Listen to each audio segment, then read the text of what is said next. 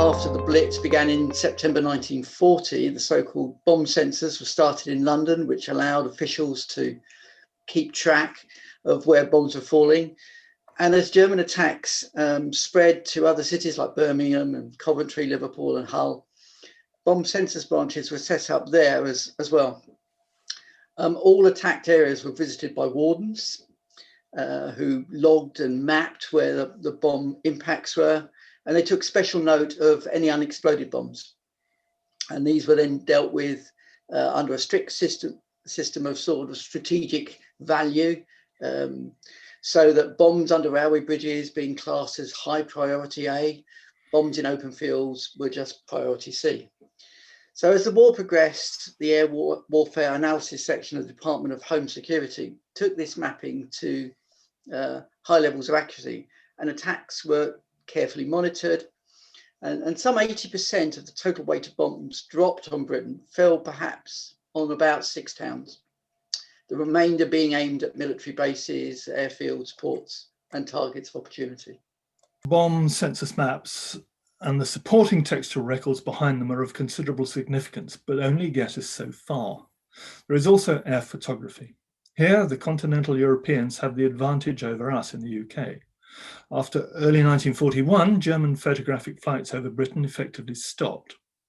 The UK defences were just too strong, forcing photographic aircraft to fly at ever greater heights and making the pictures they could take of too small a scale. So for much of the war, the Germans were unable to access or assess where their bombs were landing, save for in certain coastal towns such as Cowes and Lowestoft, which they could occasionally photograph. Frustratingly, at the end of the war, much of the German photography was destroyed, and the surviving imagery of the UK, captured in the American zone of South Germany by an American team, was dispatched in 1946 to the USA, and what is preserved may be consulted in the US National Archives. In Britain, numerous companies have come into existence in the past 2 decades or so to carry out EROW survey work.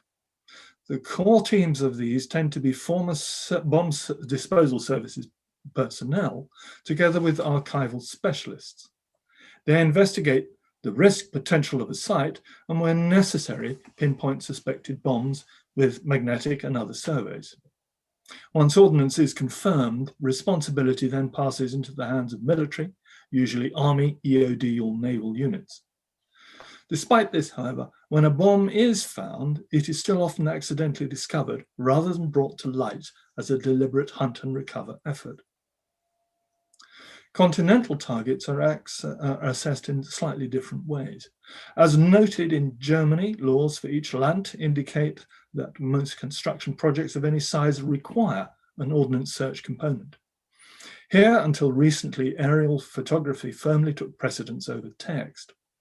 During the war, the British Air Ministry only slowly became aware of the ineffectiveness and inaccuracy of night bombing, as reconnaissance flights began to bring back imagery showing that targets we thought had been bombed were in fact not damaged.